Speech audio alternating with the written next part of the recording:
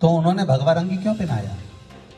विरोध का मूल कारण ही केवल इतना सा है कि उन्होंने अगर कपड़े ही पहनाना थे तो नीले पहना देते, कोई हरा पहना देता, कोई काला पहना देता। कोई जरूरी है कि उसको भगवा रंग के ही कपड़े पहनाना?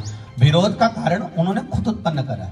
यहाँ कोई को फुर्सत नहीं है कि किसी को पागल कुत्ता नहीं काटा है कि वो जान करके भौंकेगा या जान कर वो चिल्लाएगा। मूलतः ये है कि आप स्वयं सनातन धर्म के व्यक्ति को या भगवा रंग को ऐसा जनमानस में लाना चाहते हो कि ये एक ऐसा रंग है। उन्होंने शब्द भी कहा कि ये मैं कपड़ा पहन रखा हूं, ये मुझे ऐसा कुछ बोला है उन्होंने कि ये कपड़ा पहन रखा हूं और ये मेरे लिए ठीक नहीं। तो तुम खुद कह रहे हो कि ये कपड़ा तुम्हारे लिए ठीक नहीं है, तो काहे को पहना हो भाई? क्यों पहने हो? कौन ने कहा कि तुमको इस वस्त्र को धारण करो? हम तो इतना कहना चाहेंगे कि आप परिधान के साथ में जो बेटियों का चरित्र दिखा रहे हो, आधा स्वरूप उनका दिखा रहे हो, वस्त्र कम दिखा रहे हो, ये क्या दिखाना चाहते हो? आप क्या प्रस्तुत करना चाहते हो? क्या हमारे यहाँ की बहन बेटियां ऐसी हैं?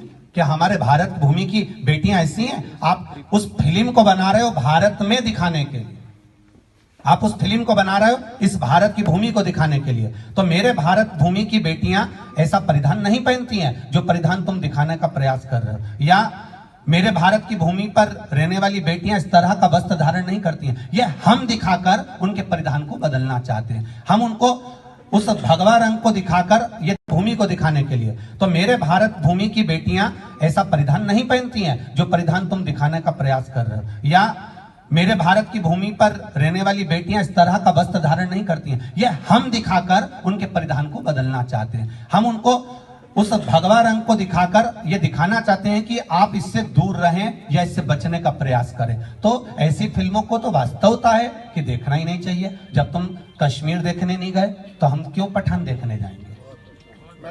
रहेगा आरएसएस और बजरंग दल का नाम इसलिए लिया गया, इन दोनों को कभी चुनाव लड़ते देखा है आपने? आरएसएस को कभी चुनाव लड़ते देखा है? बजरंग दल को कभी चुनाव लड़ते देखा है? ये किस पार्टी के हैं किसको मालूम है? कभी इनका बंदा कोई खड़ा हुआ हो कि मैं बजरंग दल का हूं और आपको मेरे को बजरंग दल को आपको वोट देना? कभी ये कहा हो कि बजरंग दल को वोट देना? कभी कहा हो कि आरएसएस को वोट देना हो तो जरूर मेरे पास लेकर आना। क्योंकि जब जब सनातन धर्म पर आंच आती है, कहीं बाढ़ आती है, उस समय पर ये नहीं देखा जाता कि ये कौन सी पार्टी का है। उस समय पर देखा जाता है ये हिंदू है, सनातनी है, या संसार में जन्म लेने वाला मनुष्य है। पंडित प्रदीप मिश्रा या मैं खुद कोई पार्टी का नहीं, मैं केवल भोलेनाथ जी का भक्त हूं, सनातनी हूं, हिंदू धर्म में पैदा हुआ हूं और एक सनातन धर्म के अंदर हिंदू की औलाद हूं। इसलिए जब भी बात करूंगा सनातन धर्म की बात करूंगा, ना कोई राजनीति से ना कोई पार्टी से, क्योंकि किसी पार्टी से हमें कोई मतलब रहता भी नहीं है। ये व्यासपीठ किसी पार्टी की नहीं रही। पार्टी तो आज एक पद की है, दूसरे दिन कोई दूसरा बैठ जाएगा, तीसरे दिन कोई तीसरा बैठ जाएगा, चौथे दिन कोई चौथा बैठ जाएगा। ये राजनेता अपनी जगह स्थान छोड़ सकते हैं, पर अपनी जो गादी है, व्यासपीठ है, उसकी मर्यादा ये है, ना तो कभी आरएसएस ने चुनाव लड़ा, ना कभी बजरंग दल ने चुनाव लड़ा। ये वो दल हैं, ये वो संघ हैं जो हमारे दुख के समय पर, जब आपके यहाँ कष्ट आता है, अभी बैतुल में कहीं की बाढ़ आ जाए, कोई भूकंप आ जाए, कोई दूसरा आकर बता दे तो बताना, बजरंग दल का व्यक्ति या आरएसएस का व्यक्ति या विश्व हिंदू परिषद का व्यक्ति या हिंदू समिति के व्यक्ति अपनी